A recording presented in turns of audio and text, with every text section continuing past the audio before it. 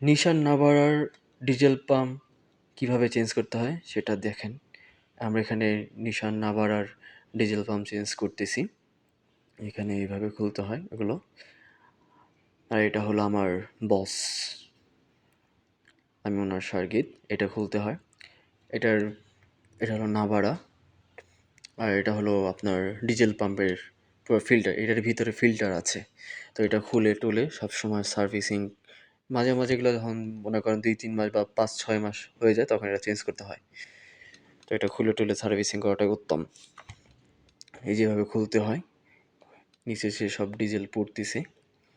আরও বাকি আছে, উপরেরটা খুলতে হবে কিছুক্ষণ পরে। এই যে উপরেরটা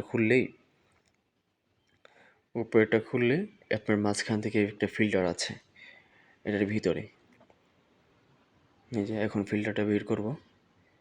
এই ফিল্টারটা মেন হলো চেঞ্জ করে দিলেই হয়। তো নতুন ফিল্টার লাগাবো ইনশাল্লাহ, অর্ডার দেওয়া হয়েছে। এই যে এখানে আগে ওয়াশ টশ মানে উপরেরটা ওয়াশ টশ করে তারপরে নতুন ফিল্টারটা বসায় দিলে আলহামদুলিল্লাহ ডিজেল পাম্প ওকে হয়ে যায়।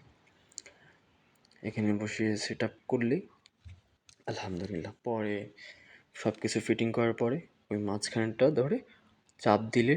ভিডিওটা কেমন লাগছে আমাদেরকে জানাবেন। আলহামদুলিল্লাহ, ভালো থাকবেন সবসময়।